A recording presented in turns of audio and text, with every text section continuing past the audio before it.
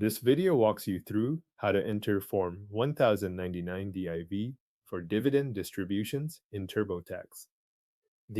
Start by signing in to your TurboTax account and opening the tax return where you want to add the dividend information. Once the return is open, go to the Federal section, then select Wages and Income. This is where TurboTax groups income categories, including investment forms like Form 1099 DIV. Scroll down until you reach the Investments and Savings section. When TurboTax asks, "Did you have investment income in 2025?" Select Yes to continue. That opens the options for adding the tax documents connected to your investment income. At this point, choose how you want to bring in the form.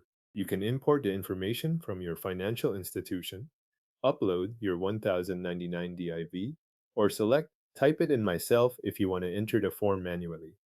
Use the option that matches how you want to work through the document, then move forward.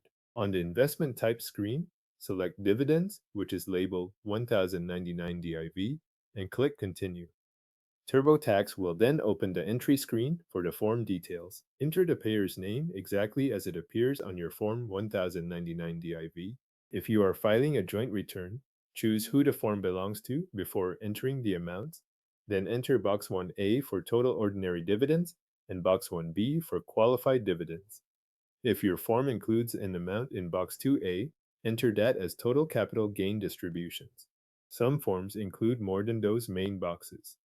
If you see entries for federal tax withheld, foreign tax paid, exempt interest dividends, or other items, check the box that says My form has info in other boxes. That expands the remaining fields so you can complete them from your 1099 DIV. Make sure each amount is entered from the matching box on the form so the return reflects the document correctly.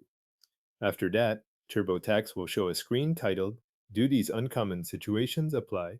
Review the listed situations and select the option that fits your form.